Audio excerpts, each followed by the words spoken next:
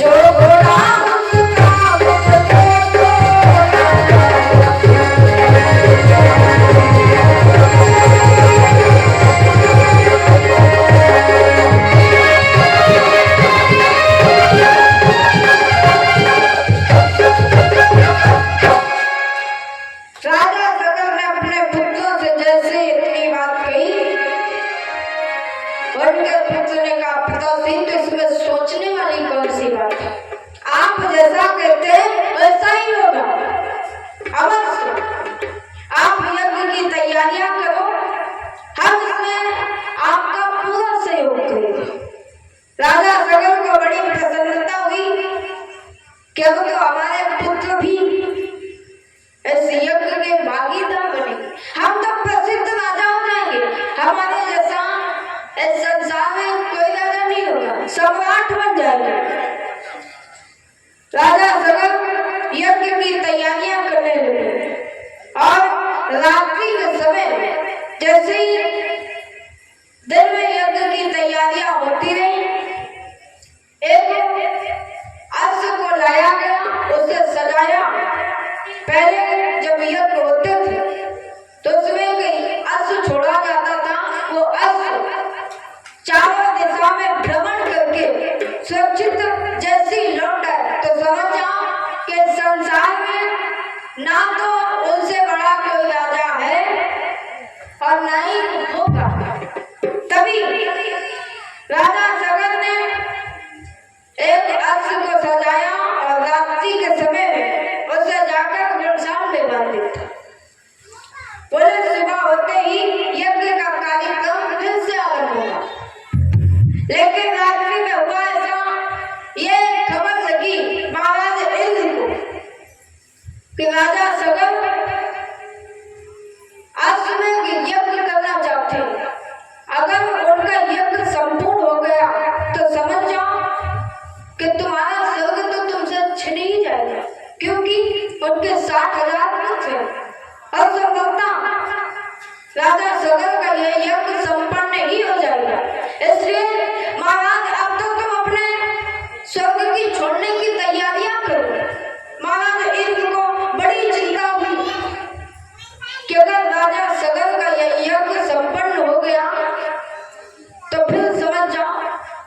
कि हमारा ये स्वर्ग अगर हमसे छिन गया तो हम क्या करेंगे, कहाँ जाएंगे।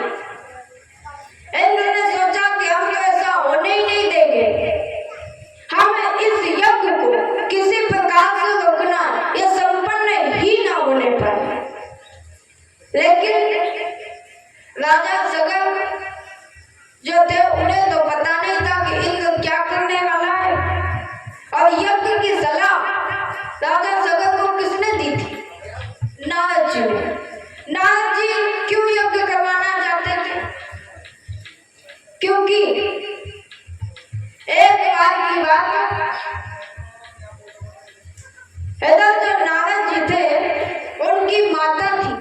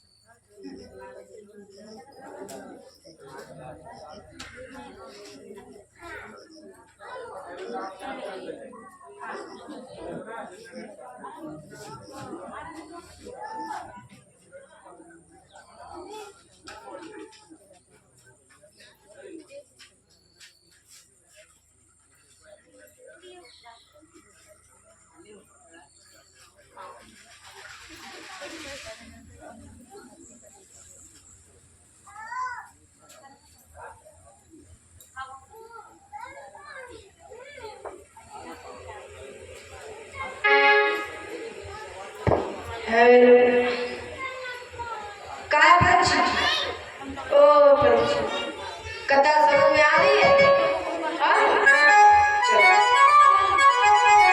और भैया तुम्हें समझ में आ रही?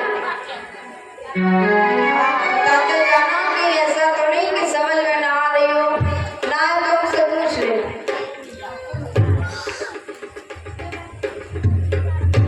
तब यहाँ पर जो महाराज नारद जी थे उनकी माता थी, माता सरस्वती। एक बार माता सरस्वती ब्रह्मलोक पर बैठे अपने वीणा को बजा रही थी। जब वीणा बजा रही थी तो वहां पर देवी लक्ष्मी का आगमन हुआ। जैसी देवी लक्ष्मी वहां पर पधारी तो माता सरस्वती ने देखकर उनका सम्मान किया और कहा, आओ बहन, काफी दिन में आए हो, आसन ग्रहण करो। माता लक्ष्मी को आसन पर बिठाया, उनका सम्मान किया और कहा, काफी दिन हो गए, आप कभी आती नहीं हो और शायद संसार में इतनी व्यस्त रहती हो कि कभी यहाँ पर आती नहीं हो। माता लक्ष्मी ने कहा, क्या बताएं, हमें संसार में इतना कार्य रहता है, इतना काम रहता है कि हम वहां से फुर्सत ही नहीं पाती, तो आपके यहाँ कैसे आए? माता सरस्वती ने मुस्कुराकर जवाब दिया, बात तो सही है, आप संसार में इतनी व्यस्त रहती हो कि शायद आपको टाइम ही नहीं मिलता। माता लक्ष्मी ने कहा कि आप तो ऐसे भी जानते हो कि हमारे बिना संसार में कुछ होता ही कहाँ है। ना हमारे बिना अगर हम किसी के यहाँ ना जाए तो मनुष्य तो भूख से ही मर जाएगा। हमसे संसार में सारे कार्य चलते हैं और हमारे बिना तो संसार का एक काम भी नहीं होता। इसलिए आप तो जानती हो, हमें बताने की आवश्यकता ही नहीं। माता सरस्वती ने कहा, वो तो है, लेकिन आपको ये नियम है कि आप जहाँ जाती हो एक जगह कहीं टिकती नहीं, और पर हम किसी पर जाते हैं, कहीं जाते हैं, एक बार जिस पर विराजमान हो जाए तो वहां से कभी लौटकर ही नहीं आती। माता लक्ष्मी ने कहा, हाँ वो तो है, लेकिन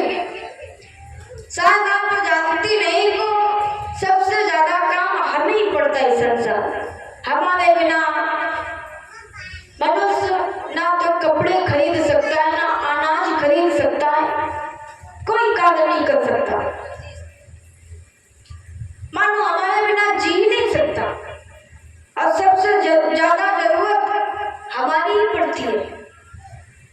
माता लक्ष्मी ने जवाब दिया, जरूरत तो आपकी पड़ती है, परंतु अगर हम ना हो तो मनुष्य पशु के समान है और उनके अंदर कोई ज्ञान ही नहीं होगा।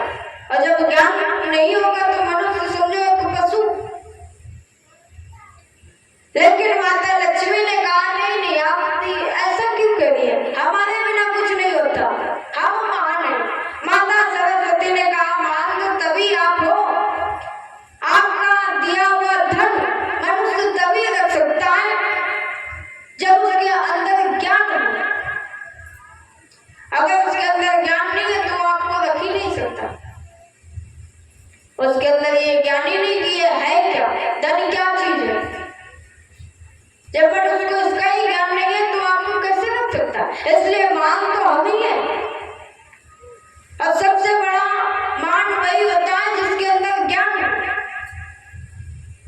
लेकिन माता लक्ष्मी ने कहा, नहीं आप तो ऐसे ही बता रहे, मान तो हम हैं, हमारे बिना संसार में साथ कुछ भी नहीं हो सकता, इसलिए मान हमें। ऐसे दोनों में जब बहस होने लगी, माता लक्ष्मी ने कहा, एक काम करो, आप नहीं समझोगे और आप ये नहीं कह सकती कि मान आप हो, इसका निर्णय करेंगे। माता सरस्वती ने कहा, इसका फैसला कौन करेगा। देवी लक्ष्मी कहती है, इसका फैसला श्री हरि नारायण जी करेंगे, वही बताएंगे कि हम दोनों में महान कौन है। माता सरस्वती ने कहा, ठीक है, अगर तुम ऐसा ही चाहती हो तो ठीक है। माता सरस्वती लक्ष्मी जी के साथ में क्षीर सागर में आई और वहां आते ही माता लक्ष्मी जाकर भगवान विष्णु के पास में बैठ गई और माता सरस्वती ऐसी ही खड़ी है।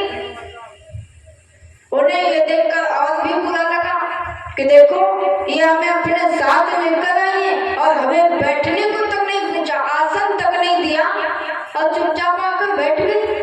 हमसे ये तक नहीं कहा कि बैठ जा। क्या वैकुंठ में ऐसी स्वागत होता है अतिथियों का। माता सरस्वती ने कहा, अरे लक्ष्मी, तुम्हें तो इतना भी तक नहीं पता कि जिसको अपने साथ में लाया जाता है, जो आपके साथ में आता और आए आपके दरवाजे पर, उसे बैठने को तक नहीं पूछा, उसे आसन तक नहीं दिया। यहाँ सबका आसन है परंतु मेरा कहाँ आसन है। वहीं पर माता गंगा भी बैठी थी। लक्ष्मी जी ने कहा कि देवी, हमारे प्रभु की इच्छा के बिना हम आपको यहाँ बैठने के लिए कैसे कह सकते हैं, आप यहाँ कैसे बैठ सकते हो। उस समय भगवान विष्णु विश्राम कर रहे थे।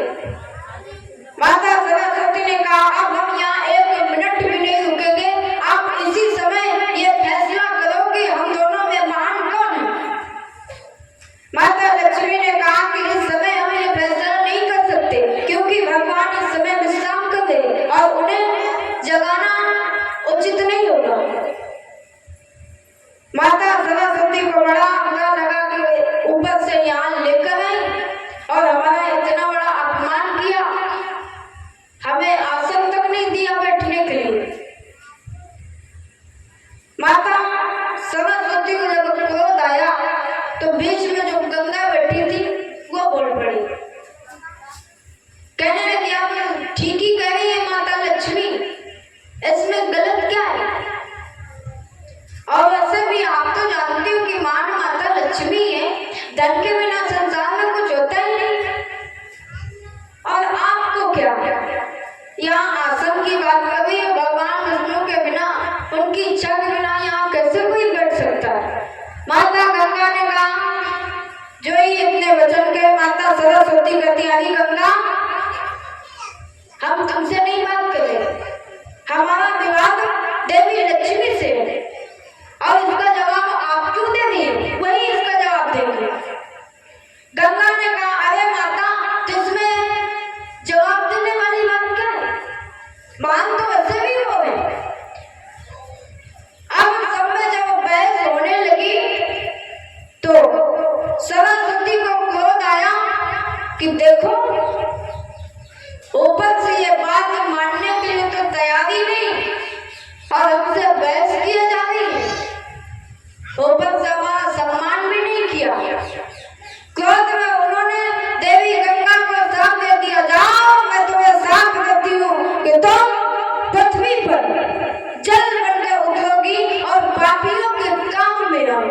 माता गंगा को ये सांप मिला तो माता गंगा एकदम अचानक सन्न होकर खड़ी हो गई कि ये क्या हुआ, हमें बेफालतू में सांप दे दिया।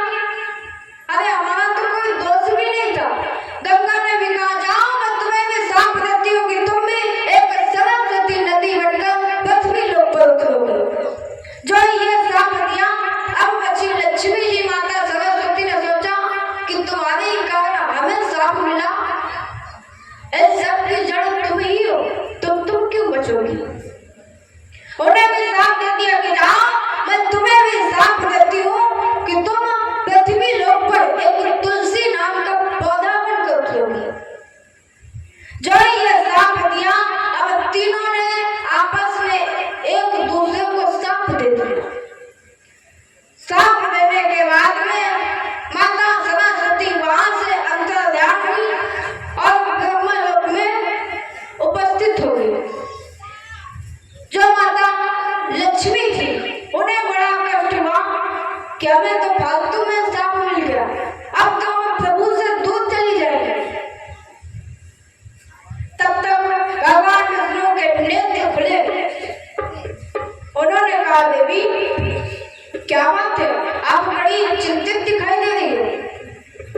माता लक्ष्मी ने कहा क्या बताएं, वो सरस्वती आई थी, अपने को बड़ी महान बोल रही थी और वही हमें सांप देकर चली गई। क्या सांप दिया? अरे उसने हमें तुलसी बनने का सांप दे दिया, हमें पृथ्वी लोक पर जाना पड़ेगा और आप तो जानते हो कि हम आपके बिना एक पल भी नहीं रह सकते। भगवान विष्णु ने कहा देवी आप चिंता क्यों कर रही हो, ये तो होना ही था। एक दूसरे को जब सांप दिया तो उसी सांप के अनुसार माता सरस्वती पृथ्वी लोक पर नदी बनकर उतरी। जैसे एक सरस्वती नाम की नदी बनकर पृथ्वी पर बह रही थी, नारद जी एक बार माता सरस्वती से मिलने गए। उनसे कहा मां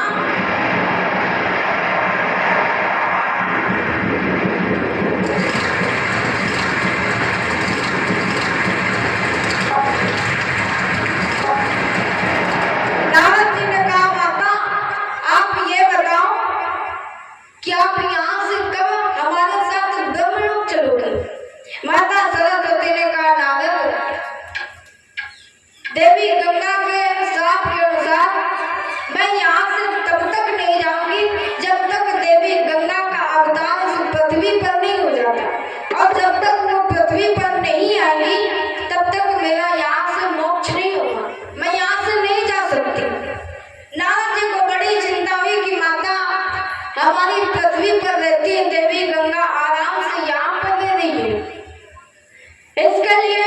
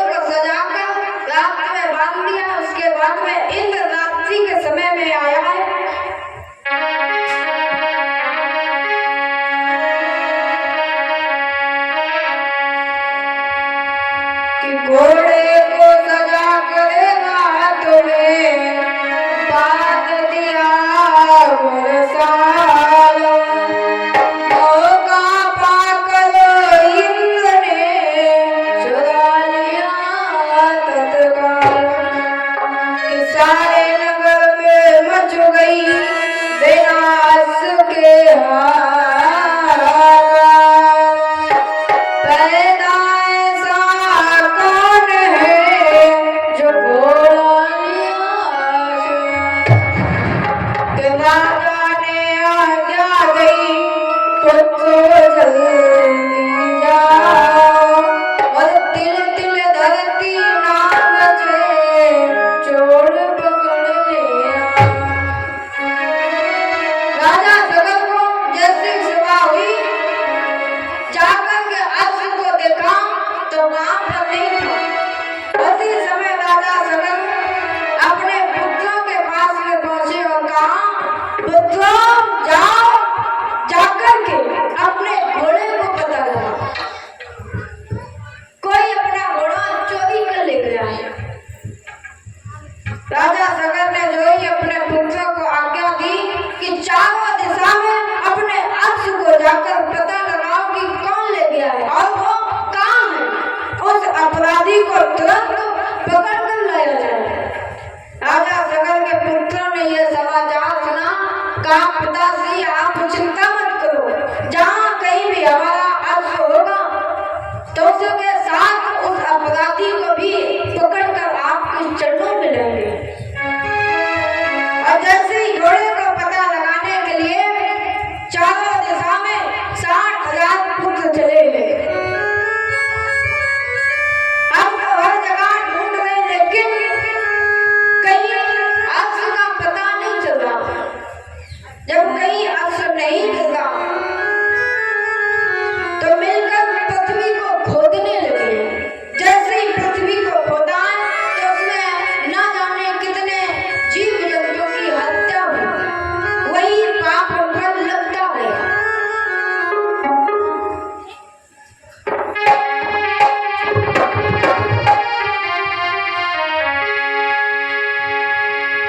कि पृथ्वी में जब ना पता लगा और लगे खोदने पृथ्वी को और बंगाल की खाड़ी जा पहुंचे देखा जाए पृथ्वी को।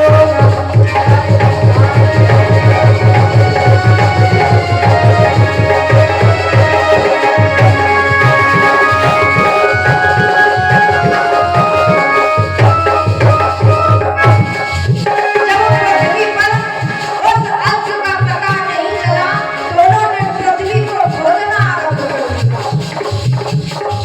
पृथ्वी में जब ना पता लगा और लगे खोदने पृथ्वी को बंगाल की खाड़ी जा पहुंचे देखा जाए पृथ्वी को।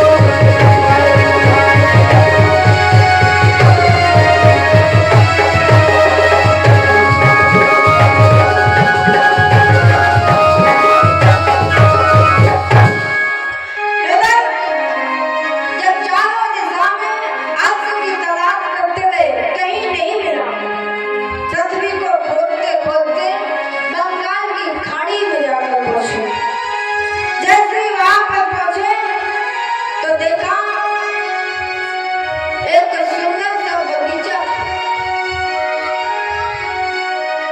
सभी काफी दिनों से ढूंढ रहे थे, सब थके हुए थे। उन्होंने सोचा, भैया क्यों ना एक काम करें, यहीं पर विश्राम करते, थोड़ी देर तक विश्राम करेंगे, उसके बाद में फिर अपना अश्व ढूंढेंगे। सब मिलकर वहीं पर बैठ जाते हैं। कुछ भाई वहां से निकलकर उस वन को देखने लगे, कितना सुंदर वन है। जैसे दौड़ निकले तो एक गुफा दिखाई दी। उन्होंने देखा, भैया ये गुफा कैसी है? कुछ ने कहा, एक काम करते हैं, इस गुफा के अंदर देखते हैं क्या है इस गुफा में। 2-4 भाई मिलकर उस गुफा के अंदर प्रवेश किया तो जैसे ही आगे पहुंचे देखा एक संत बैठे तपस्या कर रहे थे। देखा यहाँ तो एक संत बैठे हैं। उसके पीछे देखा तो उनका अश्व वहीं पर बंधा था। एक भाई दौड़ता हुआ आया, बोले भैया अपना अश्व तो मिल गया, कहाँ है? अरे इसी आश्रम में बंधा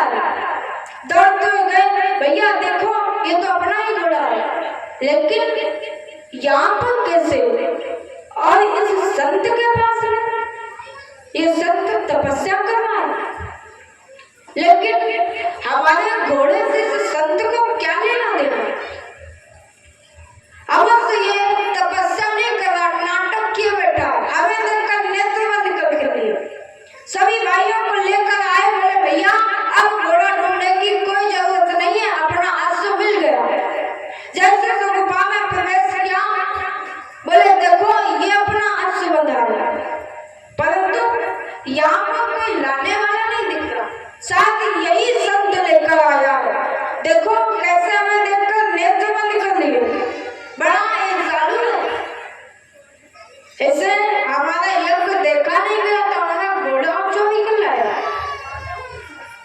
अब तो कुछ ना कुछ अनुचित बात कपिल महाराज को कह दे, परंतु जो कपिल मुनि थे वो तपस्या कर रहे थे और वो घोड़ा एक ले जाकर पाताल लोक में कपिल मुनि के आश्रम में छिपा दिया था।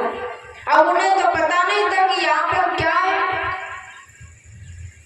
सब भाइयों ने कहा अवश्य यही संत लेकर हमारा घोड़ा आया है, और देखो हमें देखकर कैसे नाटक किए बैठा है। वैसे बहुत अनुचित बात सुनाई, परंतु फिर भी महाराज कपिल ने उनकी बातों पर कोई ध्यान नहीं दिया। एक भाई ने कहा भैया हमने सुना है कि अगर कोई संत की समाधि ना टूट गई, वो तपस्या में बैठा तो उसे मरा हुआ तक्षक पहना दो, सर को डाल दो तो उसकी समाधि भंग हो जाती है। उन्होंने कहा यही ठीक है।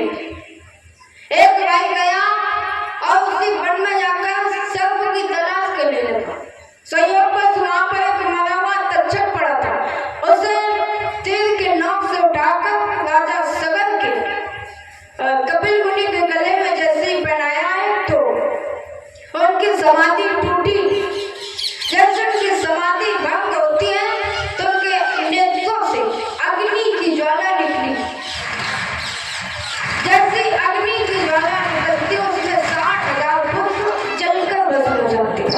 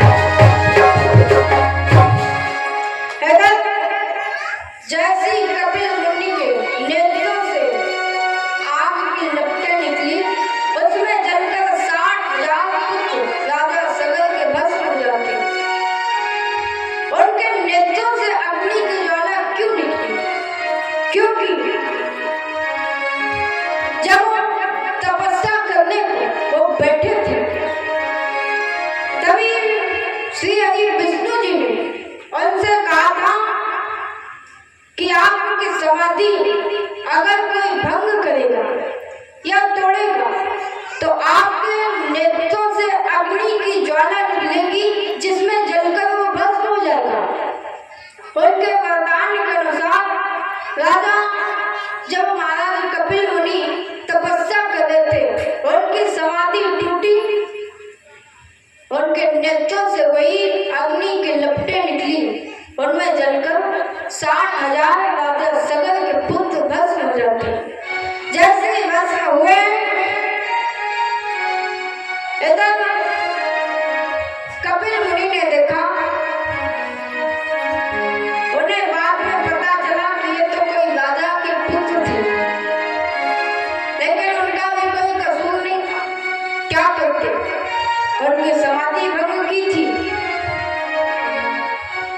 तो ये तो होना ही था।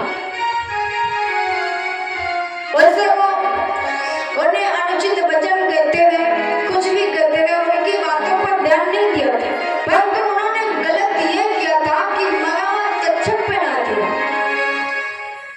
पहले तो बात कुछ कहा था, अरे यही चोर है, ऐसी संत ने चोरी की है, देखो नाटक किए बेटा।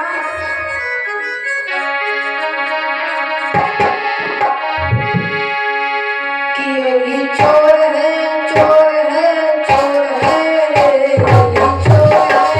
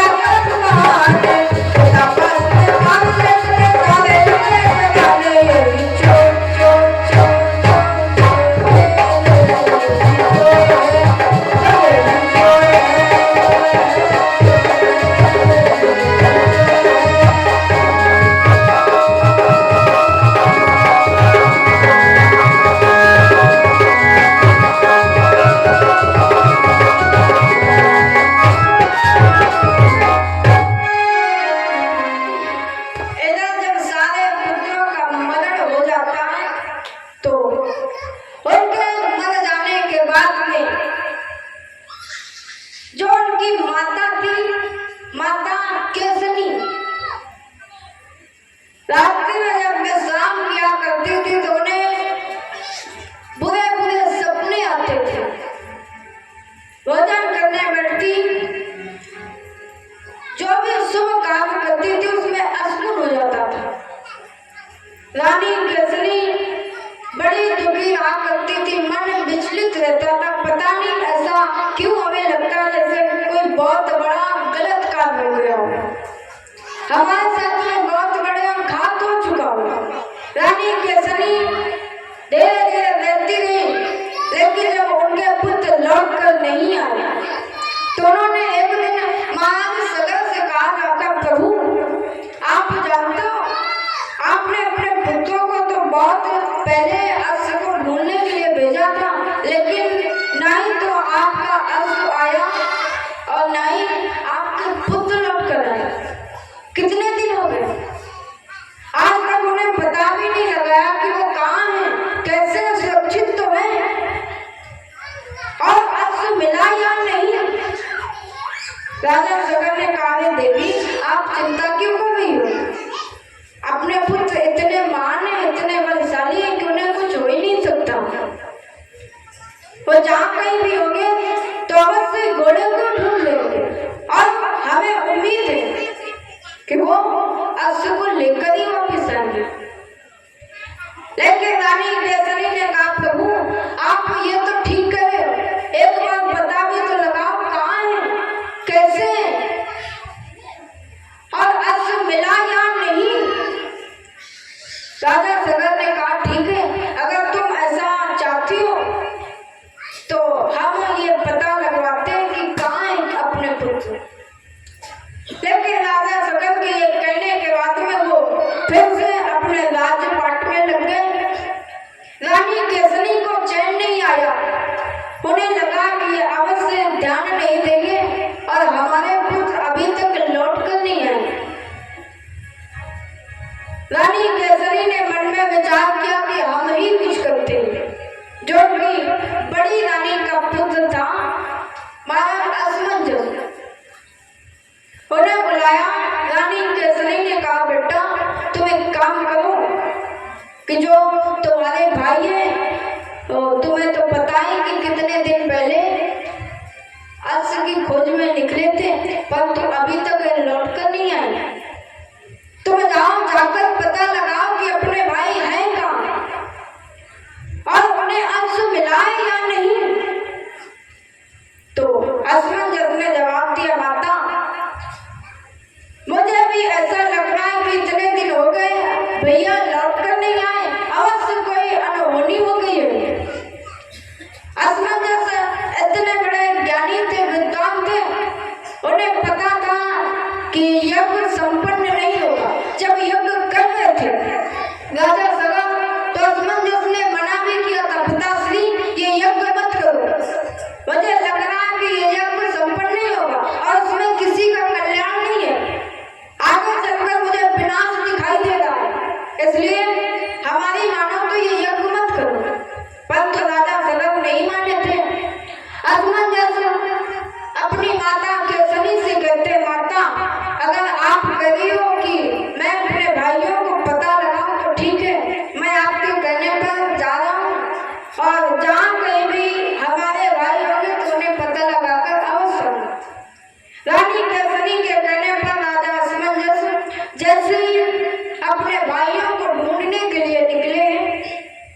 उन्हें हर जगह ढूंढते रहे।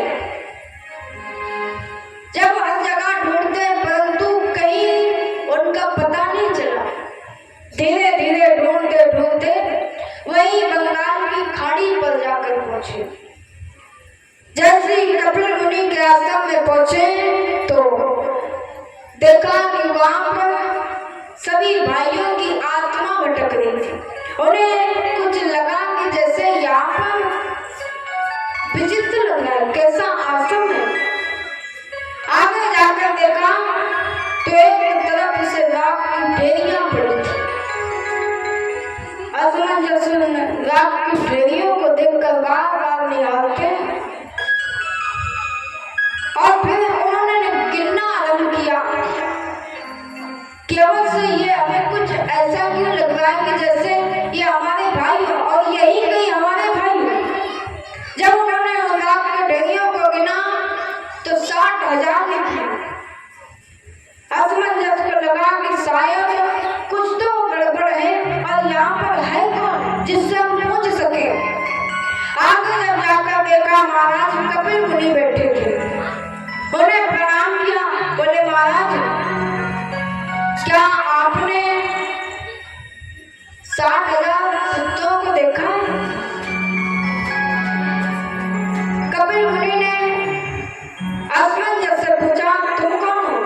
असमंजस ने बताया मैं महाराज सगर का पुत्र असमंजस। कपिल मुनि जानते तो थे नहीं। उन्होंने कहा हाँ यहाँ पर साथ किसी राजा के पुत्र आए थे और वो 60,000 थे परंतु बहुत दुष्ट थे। उन्होंने बहुत गलत व्यवहार किया है। क्या किया? उन्होंने हमारी तपस्या को खंडित कर दी, मरा हुआ तक्षक पहना दिया।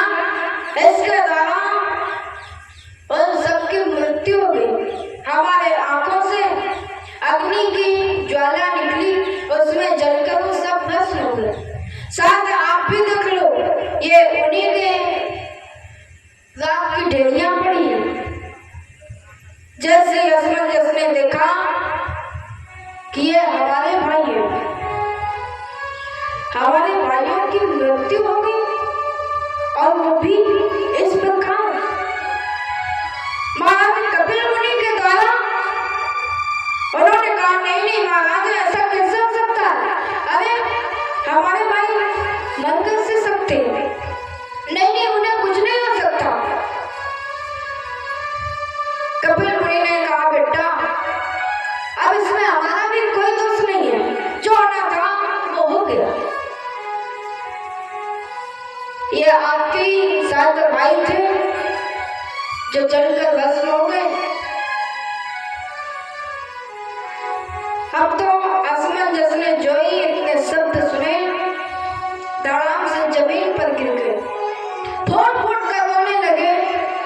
हे परमात्मा, हे विधाता, ये क्या हुआ? मेरे 60,000 भाई इस संसार में नहीं रहे, जलकर भस्म हो गए।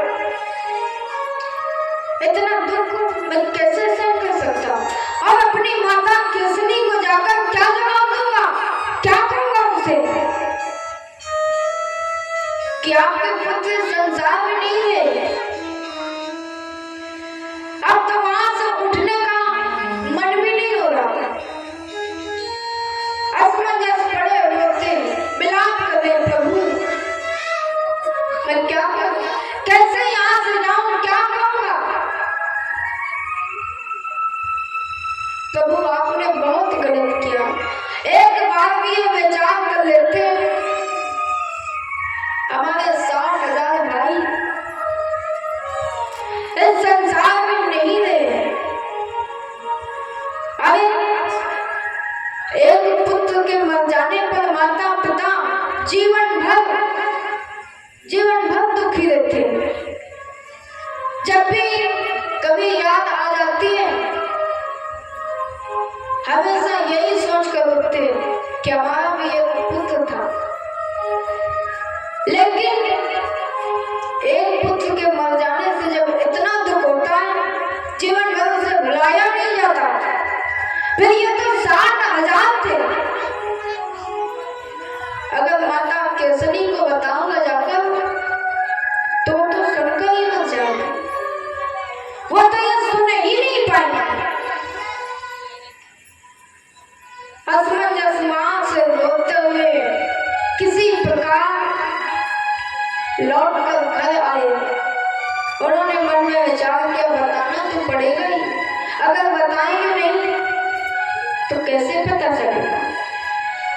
लौट कर जब घर आए, माता केसरी हाथ में पूजा की थाल तैयार किए खड़ी थी कि हमारे पुत्र आ ही रहे होंगे, उनकी आरती उतारूंगी। बड़ी प्रसन्न थी, लेकिन जैसे असमंजस रोते हुए मुरझाते हुए आकर के खड़े हो गए। माता केसरी ने पीछे देखा, बेटा तुम अकेले आए हो, तुम्हारे भाई कहाँ हैं? वो शायद तुम्हारे पीछे आ रहे हैं। असमंजस सब को झुकाए खड़े हैं, कोई जवाब नहीं दे रहे। माता केसरी पूछती, बेटा तुम कुछ बोल क्यों नहीं दे रहे? बताओ तुम्हारे भाई कहाँ हैं?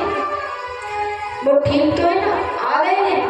देखो मैं उनकी माता हूँ, कब से ये पूजा की थाली लिए खड़ी हूँ, मैं सोच रही हूँ कि मेरे पुत्र आती ही होंगे। असमंजस के आंखों से जले नेत्र से आंसू बह रहे हैं, कोई जवाब नहीं दे रहे, मुख से शब्द ही नहीं निकल रहा। क्या कहें, कैसे कहें? तब माता केसरी ने कहा, बेटा मेरा धीरज खोया जा रहा है, तू कुछ बोलता क्यों नहीं? बता कहाँ है मेरे पुत्र, क्या हुआ उन्हें? वो सुरक्षित तो है ना, आ रहे? असमंजस माता केसरी से कहा, माँ मैं क्या बताऊं कि आपके पुत्र मेरे भाई इस संसार में नहीं रहे, इस संसार को छोड़कर चले गए। जो ही माता केसरी ने ये शब्द सुने, उनके हाथ से वो पूजा की थाल छूट जाती, जमीन पर धड़ाम से गिर गई। बेटा ये क्या कह रहे हो? हमारे पुत्र इस संसार में नहीं रहे, आपके भाई इस संसार को छोड़कर चले गए। नहीं नहीं ये नहीं हो सकता, तुम अवश्य झूठ कह रहे हो। मेरे 60,000 पुत्र थे, अरे उन्हें कोई कैसे मार सकता है? इतने बड़े बलवान थे। नहीं बेटा तुम्हें अवश्य धोखा हुआ है, तुम ऐसा नहीं कर सकते, ठीक से पता नहीं लगाया, मेरे भाई छोड़कर नहीं जा सकते। और वो तो वचन देकर रहते कि वो अश्व का घोड़ा लेकर जरूर आएंगे। नहीं बेटा वो मर नहीं सकते, लेकिन असमंजस ने हाथ जोड़े, माता यही सत्य है, यही सत्य कि आपके पुत्र हमारे भाई संसार में नहीं रहे, छोड़कर चले गए, हमेशा हमेशा के लिए, अब शायद लौटकर कभी नहीं आएंगे। माता केसरी बहुत फूट फूट कर रोती, उठने का मन ही नहीं हो रहा। तब माता केसरी रोती कहती, बेटा जब मेरे पुत्र तेरे भाई संसार में रहे ही नहीं तो मैं जीकर क्या करूंगी?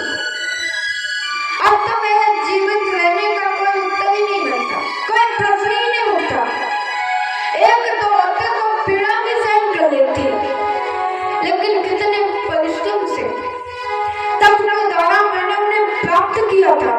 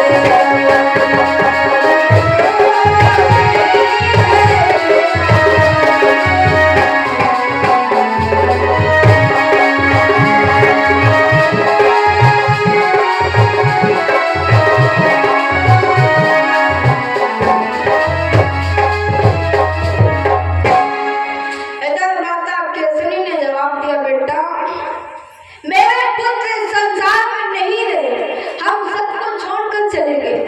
मैं भी यहाँ जीवित रहकर क्या करूँगा। जब ये समाचार राजा सगर को पता चला कि उनके पुत्र इस संसार में नहीं रहे, वो छोड़कर चले गए सबको, तो वो ये खबर सुनते ही उन्हें ये बर्दाश्त नहीं हुआ और उन्हें सबसे बड़ा दुख इस बात का हुआ कि हमारे कारण हमारे पुत्र मारे गए। असमंजस ने ठीक कहा था कि पिताश्री यज्ञ मत करो। अगर उसकी बात मान ली होती तो आज हमारे पुत्र हमें छोड़कर नहीं जाते, वो भी हमारे साथ होते। माता केसरी ये खबर सुनते ही 2-4 दिन के बाद में उनकी मृत्यु हो जाती है। जैसे मृत्यु हुई उसके बाद में बचे राजा सगर, वो भी ये सुनते हुए और दिन रात ये सोचते थे कि मेरे बेटा इस संसार में नहीं रहे, वो छोड़कर चले गए, वो भी 60,000। उनसे ये सहन नहीं हुआ और इसी फिक्र में राजा सगर के भी प्राण छूट जाते। जो ही उनके प्राण छूटे तो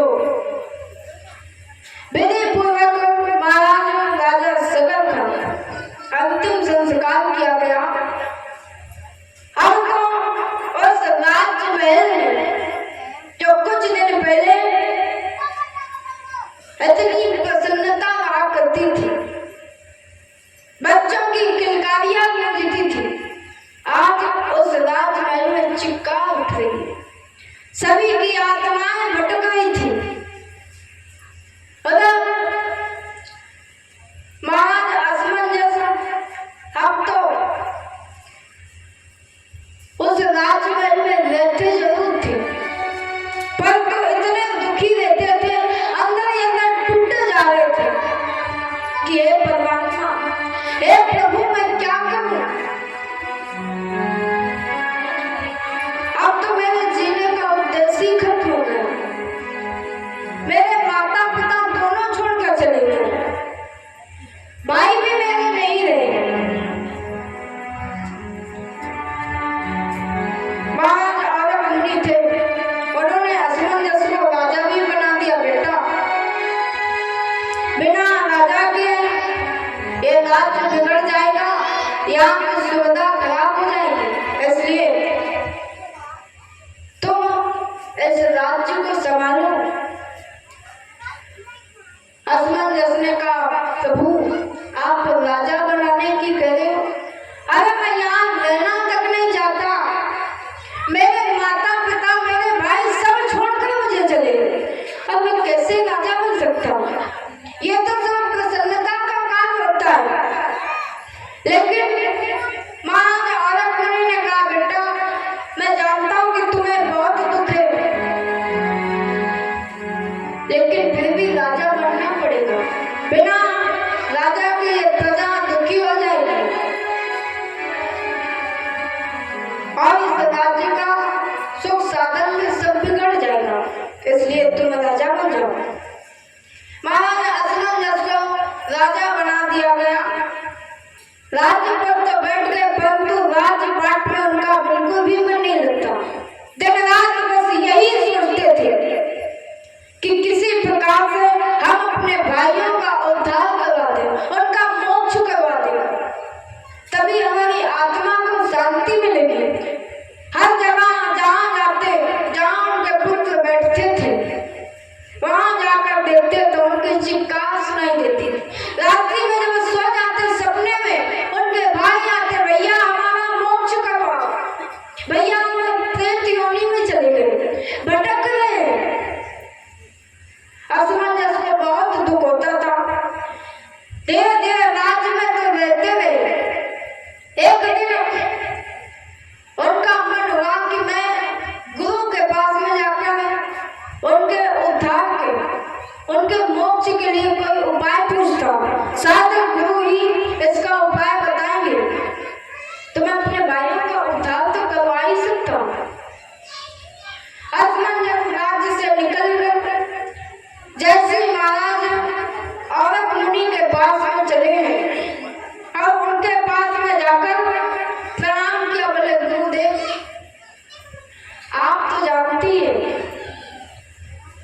मैं राजा तो हो गया हूँ, परंतु मैं कैसे